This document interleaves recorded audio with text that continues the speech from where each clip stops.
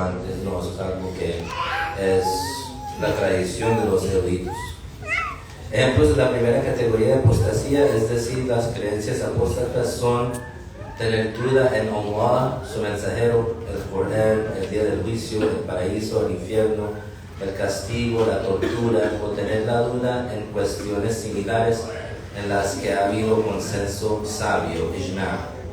Entonces, si alguien duda en Dios, no puede ser musulmán. Si alguien duda Dios existe o no, no puede ser musulmán. Es decir, si la duda es de él mismo. Si alguien duda en el profeta sallallahu alaihi wasallam, es un mensajero o no, recibió revelación o no, no puede ser musulmán. Si alguien duda en el Corán, es revelado por Dios o no, no puede ser musulmán.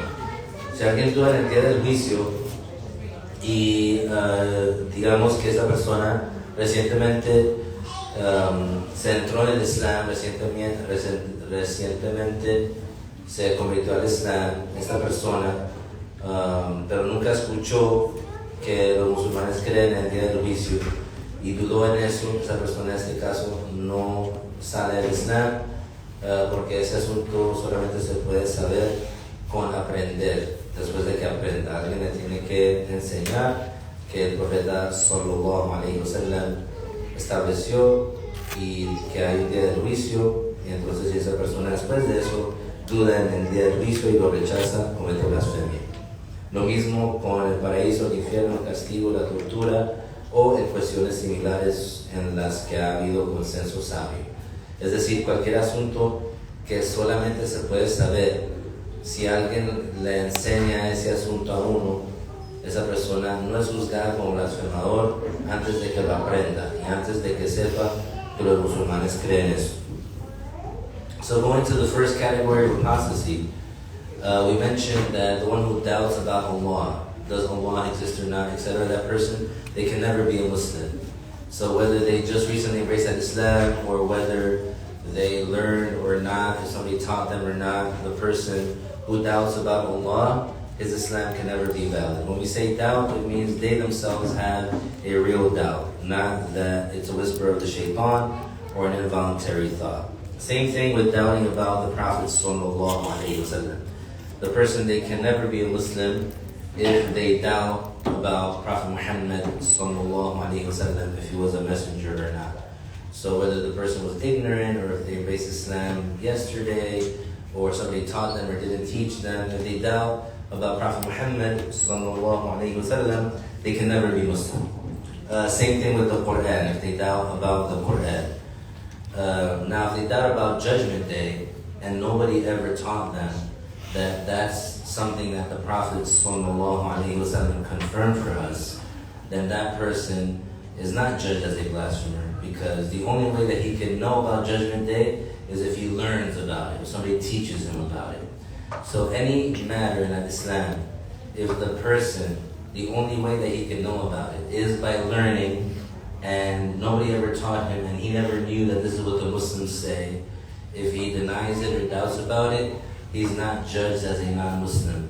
He is judged as an enormous sinner for speaking without knowledge, but if he never knew about it, then prior to learning, he's not judged as a non-Muslim.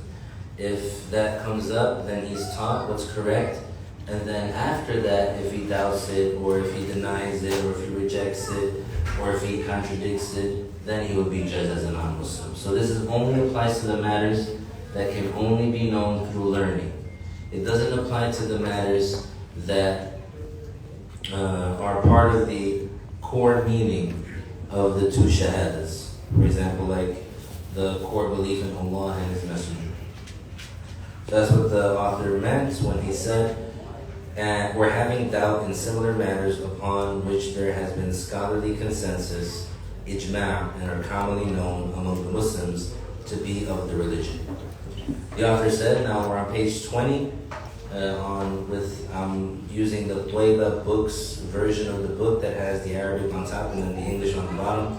So we're on page 20, the first bullet point.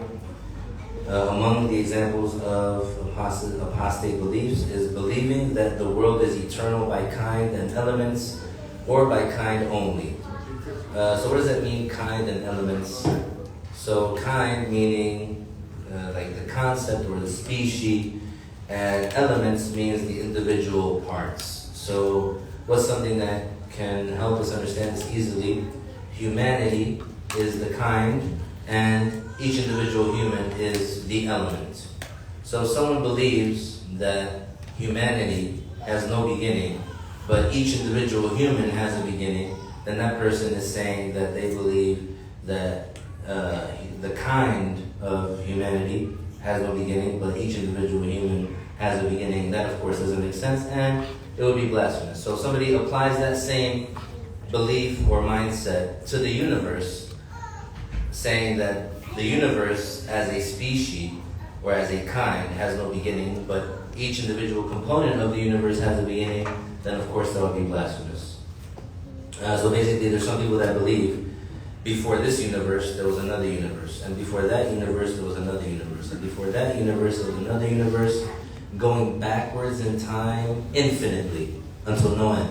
Of course it's nonsense, it doesn't make sense, it is contradiction, and it's blasphemy. Why? Because they're saying that there's something other than Allah that has no beginning. And we say that only Allah has no beginning. He's the only creator. And so who says that? Who talks like that? The secularists, the scientists, the so-called scientists, because they are obsessed with denying that God exists.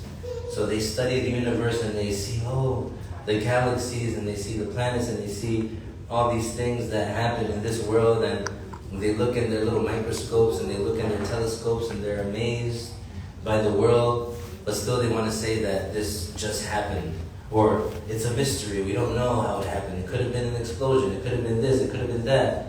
So when they talk about, the Big Bang or whatever, which is false, it's a false theory, they have this thing where obviously the obvious question is, what about before the Big Bang? So this is what they call a singularity. They say, we don't know. They say, before the Big Bang, we don't know what could happen. It could have been that there was another universe before it. So that's what they call infinite regression. This is a concept that was started by the philosophers. The philosophers were the first ones to say this. But the ancient philosophers, they said everything is eternal. And they didn't just say humanity is eternal, but each individual human has a beginning. No, they said humanity and humans are eternal, though the ancient. But the later philosophers, they said, that's, you gotta go with the obvious thing because, we're born and we die, etc., so we're not eternal. So then they just cut half of it and they said, humanity is eternal, but each individual human has a beginning. So that's the saying of the later philosophers. So whoever believes that, and they exit from Islam. And whoever says before the Arsh that exists now, there was another Arsh before it, and before that Arsh there was another Arsh before it, and before that Arsh there was another Arsh before it, that person exits from Islam. So because they're saying that there's something other than Allah that has no beginning. Infinite regression, yeah, that's the scientific term. هؤلاء الذين يسمون أنفسهم العلمانيين هكذا يفكرون. يقولون بالتسلسل، يقولون الرجوع إلى الوراء إلى ما لا نهاية. هذا مستحيل. لماذا مستحيل؟ لأنه لو كان هكذا لما وصلنا إلى الوقت الحاضر، لأنه حتى نصل إلى الوقت الحاضر لاحتيج إلى انتهاء على زعمهم إلى انتهاء ما لا نهاية له. هذا تناقض. يقولون حتى نصل إلى الآن لابد من انتهاء وانتفاء لحظات غير متناهية. هذا لا يمكن. So the infinite regression thing is a contradiction in terms because they're saying that these things are going backwards in time forever. And if somebody says that, then according to that, it would be impossible for the present time to exist right now. Because in order for right now to happen, there would have to be an infinite number of events that had to end. So it's as if they have to say, it's as if they're saying infinity would have to end before we can get to now. And we mentioned it before in the past. Like let's say, and if before you came here, and in order for you to get here to be sitting where you are right now, you had to, let's say, turn your car on, right? We're not even going to talk about waking up and getting out of bed and putting on your clothes and walking out the door of your house. We're just going to start from when you're in the car. Let's say you're sitting in your car forever. You never turn the key. You never turn it on. Can you be here? No, you can't be here. Because in order for you to get here, you have to get in your car, you have to turn it on, and you have to drive. So the turning on of the car has to begin and end.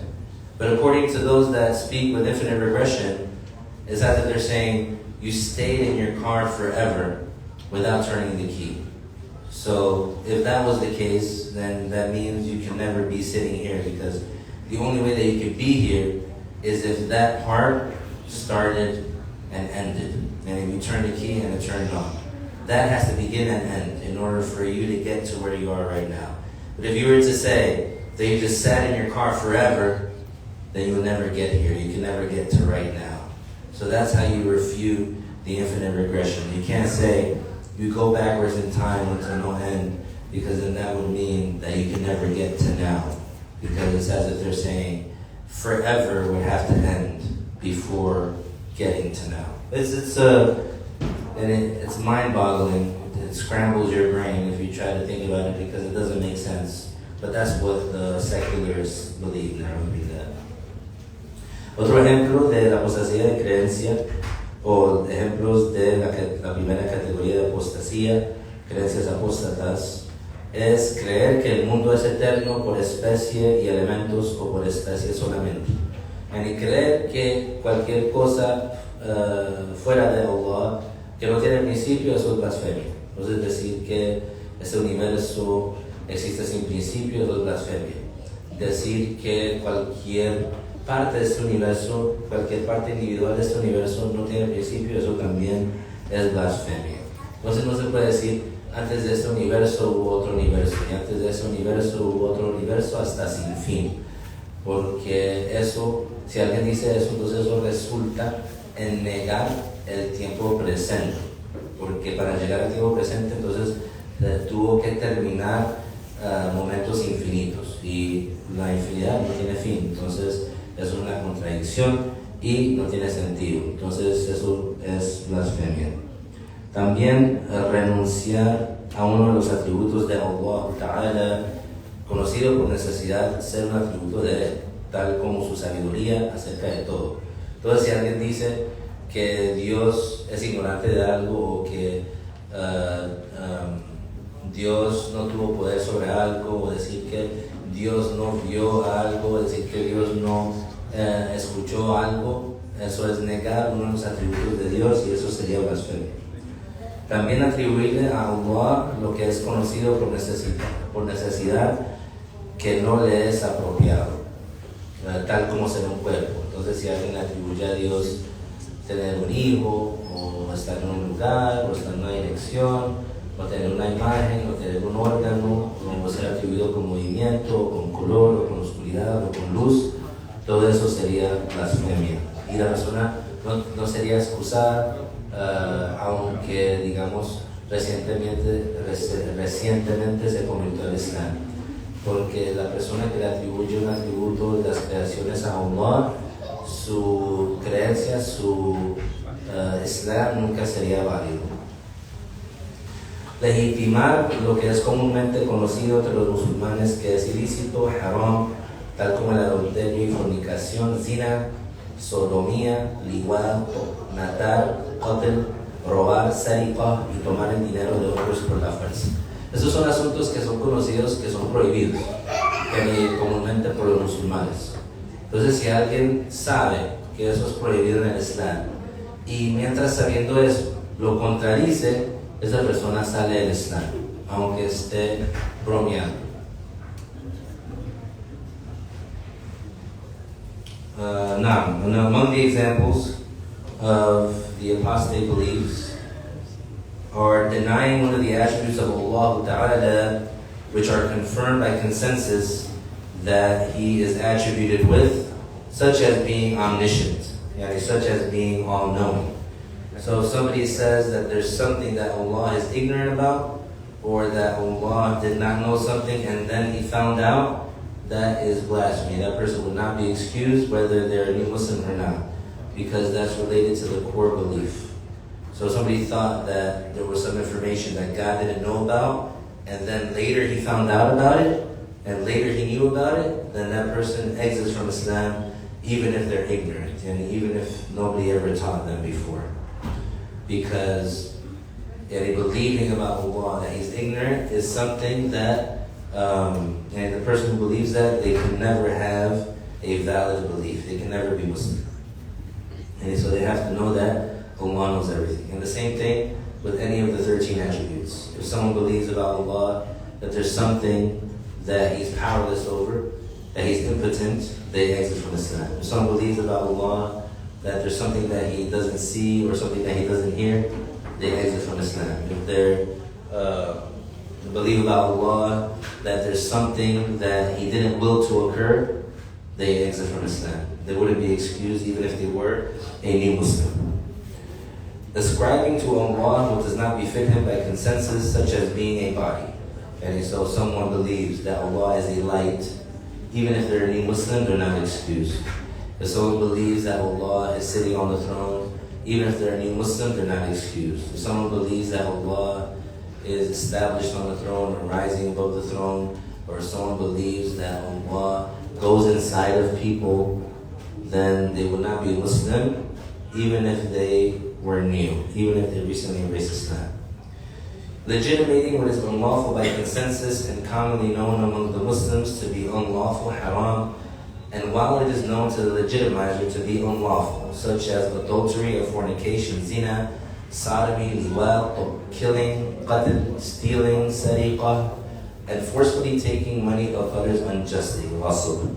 And so when it comes to the law, things that are commonly known among the Muslims to be forbidden, like fornication, that means that even if you ask like a young Muslim, like a 10-year-old Muslim, what's the judgment of drinking alcohol? They'll tell you haram.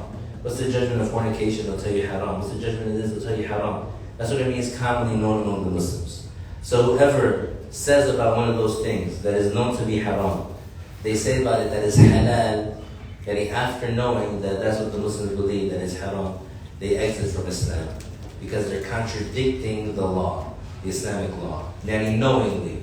It's not that, so in this case, if they're a new Muslim and they never heard that such a thing is haram, and they say that it's halal, they're not judged as a kafir because they didn't know about it. And the only way that they could know about it is if they were taught.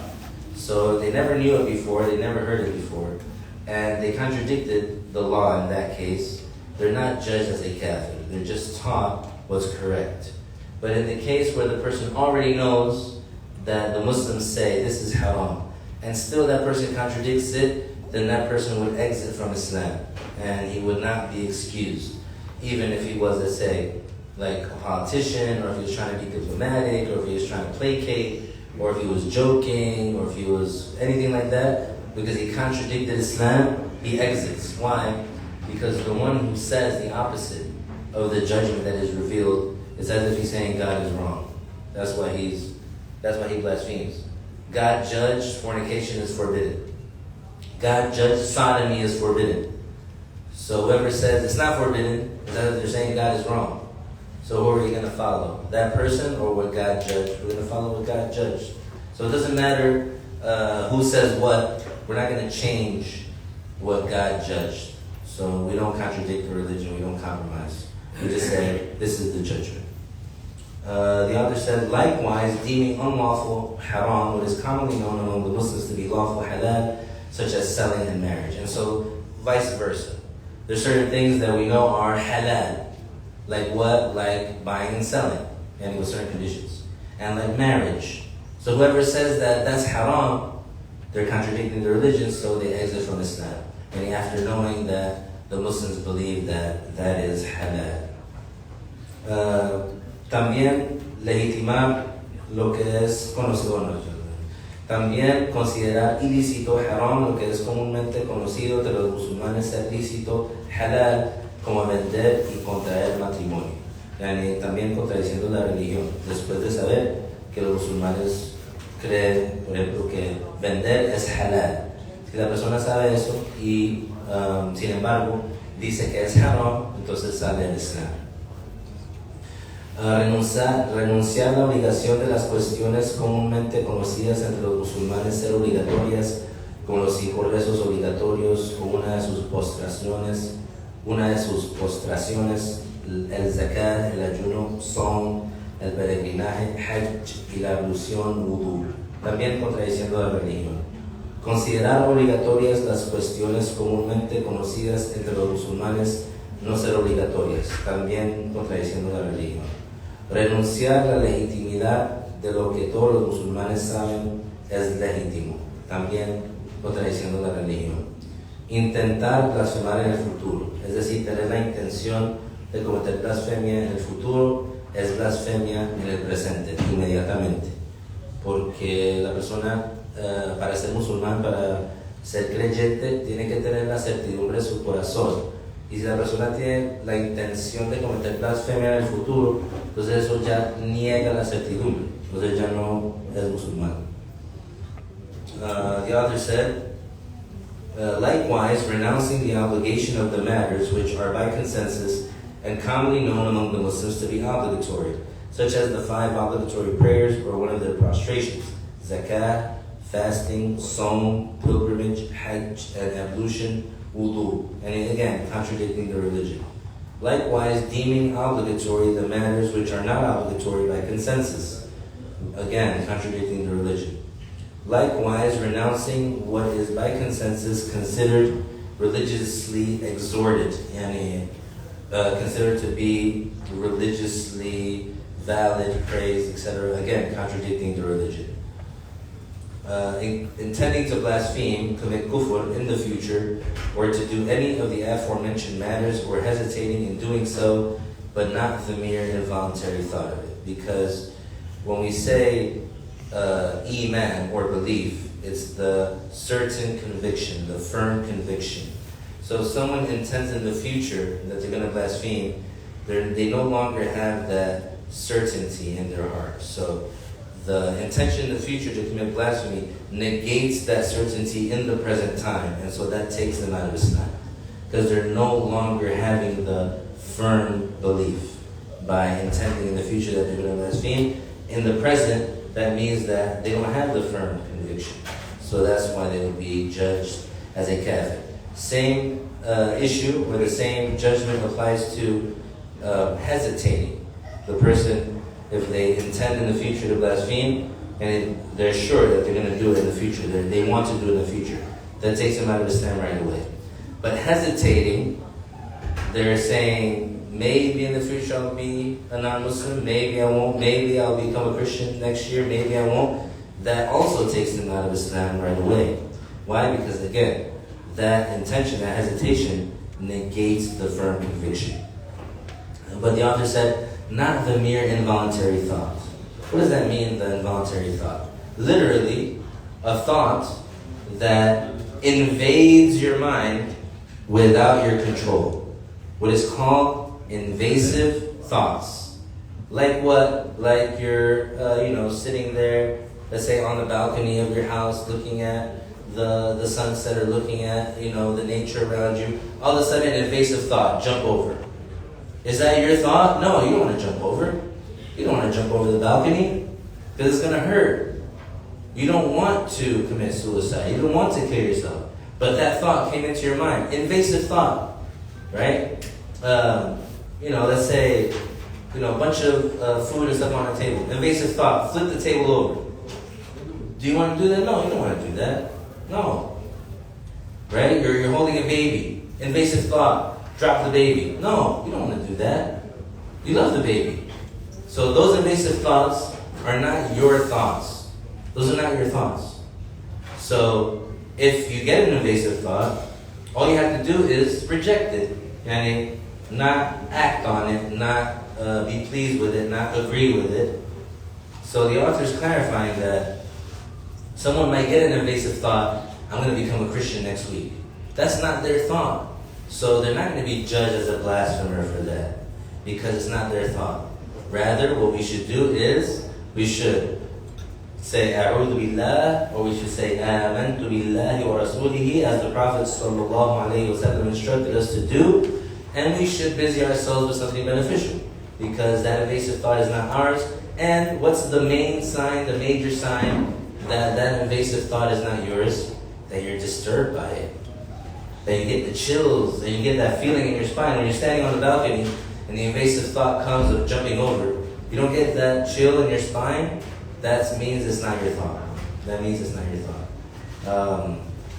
And there's many invasive thoughts, subhanAllah.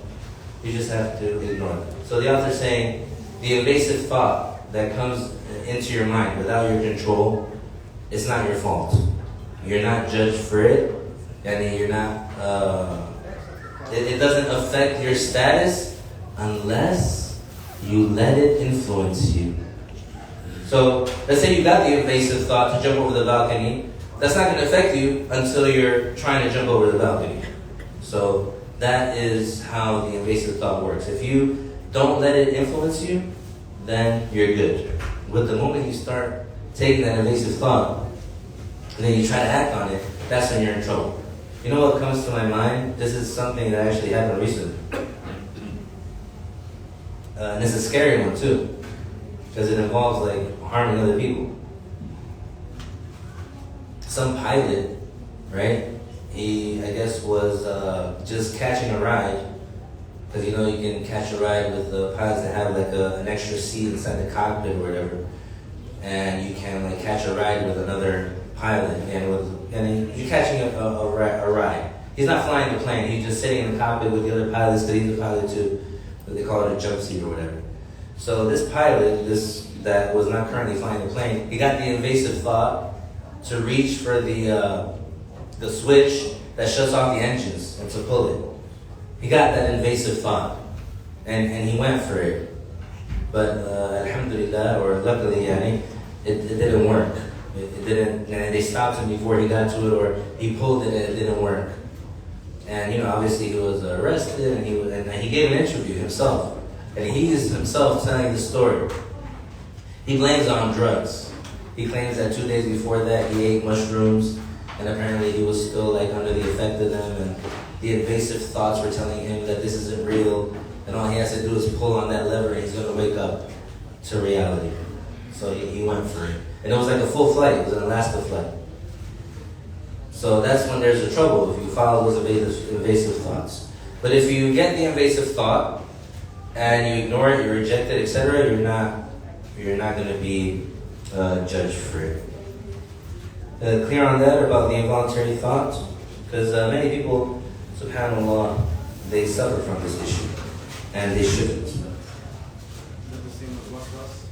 Huh?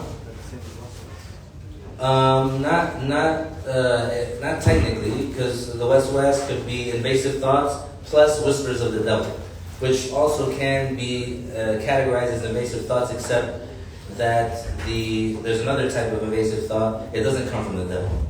It's just something pops into your head, something pops into your mind, not by your control, but it's not from the devil. It's not a whisper of the devil. The whisper of the devil has a snout, and he puts his snout on your chest and he whispers directly into your heart, so it's not audible to your ears. But it is like an invasive thought, because it's without your control as well. No questions about that before moving on? We're gonna in about 15 minutes we're gonna start from others, so bear with us. Now. So specifically in this context, I know you were talking about the invasive thought when we're trying to bring similarities to it. So like, for example, jumping off the balcony, the effects that would happen when somebody would actually jump or attempt to jump. But in the case that we're talking about here with the invasive thought, dwelling on that thought alone, extending that thought further, thinking about it further, that also falls into the same category of, if somebody has a thought cross their mind, that would be kufr. And instead of just immediately expelling it, they dwell on it. They don't believe it, and it came to them involuntarily, but they dwell on it. No, so if the meaning of dwelling means that they're influenced by it.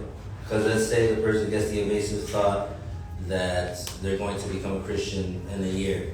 So the person, let's say, dwells on it in the sense that they think, well, what a ridiculous thing. This is such a strange thing. Like, why would somebody do this? If that's what you mean by that, then no, they wouldn't be just as a Catholic. But if they become influenced by it and they say, maybe I will, or maybe this is something I would do, or something like that, now they blaspheme. So if that's what you're referring to, yes, then that's the case. So the invasive thought, basically, you just have to reject it. You know that it's not your thought because it repels you. It sends chills down your spine, so it's not your thought. And that's just something that happens. Once you know that that's the case, then that's easy to identify. As Muslims, we have that, alhamdulillah. Imagine the non-Muslim. The non-Muslim, they get invasive thoughts all day, and they're just acting on those things. That's why you see them with like a mohawk, a green mohawk, and with like, the piercing across their nose, and like, they split their tongue, or like they get these crazy tattoos because it's invasive thoughts. Oh, I want to. They woke up and I'm gonna shave my head and paint my face green, and so they do it. Oh, I'm gonna wear pants that look like they've been in the garbage can and have a bunch of holes in it, and I'm gonna call that fashion. That's the invasive thoughts that they follow. SubhanAllah. You ever seen those supposed fashion shows that they wear all that weird stuff? That sometimes it looks like they're wearing the swimming floating devices. It looks like that's what they're wearing. All this type of weird stuff. That's the invasive thoughts. The demons. It's as if like the demons, they use these people as like vessels to manifest like what they influence them to do. That's why it's so weird and odd. Because they don't know. They think, oh, this is me. They think, oh, this is me being imaginative, or me being like what they call creative, and like this is me expressing my art. No, it's your demon and your invasive thoughts, and you're just following them because they don't have any idea about that. That's why also the issue about the so-called transgender is that they say, oh, this is how I feel, this is my thoughts, this is what I think, or this is what I want to be. No, that's your invasive thoughts. That's your shaitan. But since they don't know about that, they think that that's their identity. But it's not, subhanAllah. The author said, denying the companionship of our master Abu Bakr, may Allah raise his rank. So whoever says Abu Bakr wasn't a Sahabi, then they exit from Islam. And of course that's after knowing that this has been confirmed in Islam. Dice el autor, intentar hacer algo de lo mencionado anteriormente, vacilar entre blasfemar o no, pero no el mero pensamiento involuntario de ello. Entonces, si alguien tiene la intención de cometer blasfemia en el futuro, comete blasfemia en el presente inmediatamente. Si la persona intenta hacer algo de lo que fue mencionado anteriormente de esta lista, también comete blasfemia, porque esas cosas son blasfemia. Entonces es como si él estuviera intentando hacer blasfemia en el futuro, y eso resulta en blasfemia en el presente, en el tiempo inmediato, porque para que la persona sea musulmán tiene que tener la firme convicción en su corazón que va a permanecer musulmán, y si tiene la intención de cometer blasfemia en el futuro, ya no tiene esa firme convicción. Entonces por eso comete blasfemia en el presente. Pero dice el autor, no el mero pensamiento involuntario de ello. Si es verdad que ocurre que el ser humano le ocurren pensamientos involuntarios, es decir, le entran pensamientos a su mente sin su control. Él no tiene control de eso. Es algo que ocurre sin su voluntad. Y eso es algo, pues, una experiencia humana. Siempre que, cierto que, por ejemplo, una persona está parada en un balcón y le viene el pensamiento, tírese. Eso es un pensamiento involuntario. Eso no es de uno no lo quiere hacer. Uno siente escalofríos cuando esos pensamientos le vienen. O si está manejando, por ejemplo, le viene el pensamiento, por ejemplo, tírese por el puente, o haga una derecha al tráfico donde está viendo el tráfico. Esos pensamientos involuntarios que la persona, por supuesto, no los debe seguir. Entonces el autor está calificando que si le vienen esos pensamientos involuntarios, eso no lo causa, no resulta que él cometa blasfemia solamente por la existencia de ese pensamiento. Pero por otro lado, si él sigue ese pensamiento o si es influido por ese pensamiento y empieza a cambiar su creencia, entonces ahí sí comete blasfemia. También dice negar el compañerismo de nuestro maestro Abu Bakr, que Allah eleve su nivel. Esto después de saber que la religión dice que Abu Bakr es un acompañante del profeta sallallahu alaihi wasallam. Negar el mensaje de quien es reconocido por todos los musulmanes como mensajero o profeta, después de saber que es conocido como mensajero o profeta, porque es contradiciendo la religión.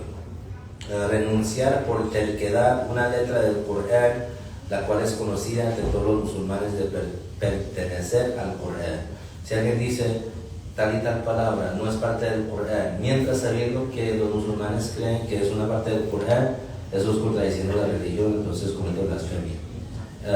Y es diferente si una persona, digamos, está recitando el Corán y, por ejemplo, omite una palabra, pero por ignorancia, porque no se lo memorizó bien, o una letra, y a una persona le dice, lo corrige, le dice, no, ese versículo tiene esta letra, y él dice, no, no la tiene, pero porque él en realidad pensó que no la tenía, entonces en este caso no cometió blasfemia, porque él no lo está renunciando por terquedad. En vez él está equivocado y piensa que ese versículo no tiene esa letra, no tiene esa palabra, porque no se la memorizó.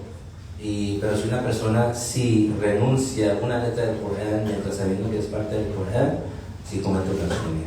Y también agregar por terquedad una letra al Corán, la cual es conocida entre todos los musulmanes que no pertenece al Corán. Entonces también lo mismo, agregando. Contradecir un mensajero o imputarle un atributo inapropiado, por ejemplo, como decir que un profeta fue vulgar, o que un profeta mintió, o que un profeta tenía un defecto físico, todo eso es blasfemia. Hacer diminutivo el nombre de un mensajero con el propósito de degradarlo, porque degradar a un profeta de cualquier manera es blasfemia. Y creer en la posibilidad de profecía de alguien después de nuestro profeta Muhammad sallallahu alaihi wasallam, tal como lo creen ciertas personas que se atribuyen al Islam, que se llaman Ahmadiyya o se llaman Qadianiyya, que ellos dicen que un hombre indio que vivió en los años 1800, que recibió revelación y que era un profeta. Entonces ellos son racionadores porque ellos creen en la posibilidad de la profecía de alguien después de nuestro profeta Muhammad sallallahu alaihi wasallam. The author said, denying the prophethood of whomever is recognized by consensus as a messenger or a prophet. So that's after knowing that that person is recognized as a prophet or a messenger, because they're contradicting the religion. Rejecting a letter of the Quran, which is part of it by consensus, or adding a letter to it, which is by consensus, not recognized as a part of it, with the conviction that it is part of it out of stubbornness. So, for example, like someone saying, that letter is not part of the Quran, while knowing that it is, and out of stubbornness, they blaspheme. As opposed to if someone was reciting a verse of the Quran and they hadn't memorized it properly, so they skipped a letter or they skipped a word, and then someone corrects them and says, look, you missed that letter or you missed that word, and the person says, no, I didn't, and as if they're saying, that's not any part of the verse. But in this case, it's because they really thought that that wasn't part of it, not because they're on purposely, they know that it is and they're still stubbornly rejecting it. So in that case, they don't blaspheme, because they recited the verse and they thought that it was with that format. Someone corrected them and said, oh, you missed a letter or you missed a word, and they said, no, I didn't. So they're negating that that word is part of the verse, but ignorantly, not that they're stubbornly rejecting. In that case, they don't blaspheme. They just have to be corrected.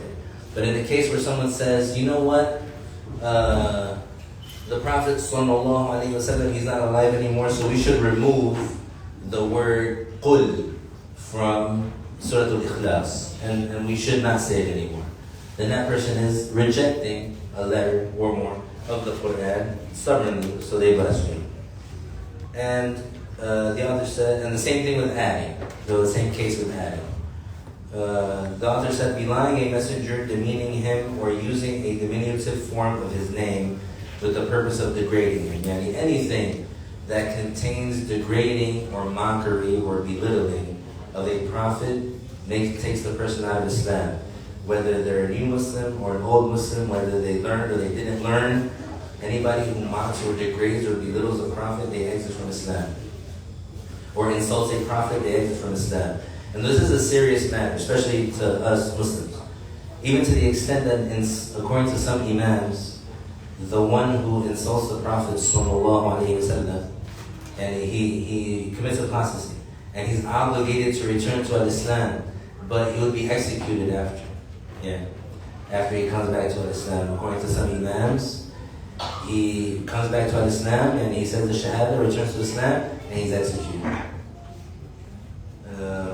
The author said, believing in the possibility of prophethood of someone after our Prophet Muhammad sallallahu alaihi wasallam is also blasphemy, like the Qadianis. They believe that this man named Ghulam Ahmad is a prophet. He was someone born in India in the late 1800s. He claimed that he was a prophet. Like the Mormons, they claimed that this man named Joseph Smith was a prophet. These people were sick people, they were bad people. This person specifically, Joseph Smith, it was known about him, he would have a hat, and he would put his face inside of the hat, and he's claiming that he's receiving revelation, and then he takes it off, and then he tells the people whatever it is that he wants them to follow. And sometimes he would, instead of putting his face in a hat, he would hide behind a curtain and claim that he's receiving revelation, and then he would come out and he would tell the people whatever. This guy named Joseph Smith, he's the founder of the Mormon religion. So they claim that he was a prophet. Anyone who believes that someone after Prophet Muhammad sallallahu alaihi wasallam would become a new prophet, then this is blasphemy. There are many people nowadays who claim that they're a prophet, na'udhu billah, they're misguided, and they are vile. And we'll stop here. We'll get to the second category of apostasy in the next session, after we pray Maghrib and have dinner. Otherwise, if there are no questions, we'll conclude.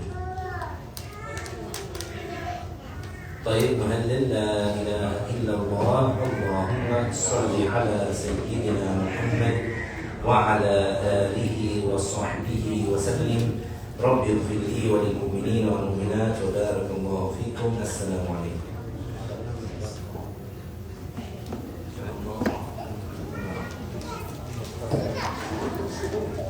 Snout, yeah. How do you spell that? S-N-O-U-T. What does it, like a upset? No, but the eyelid.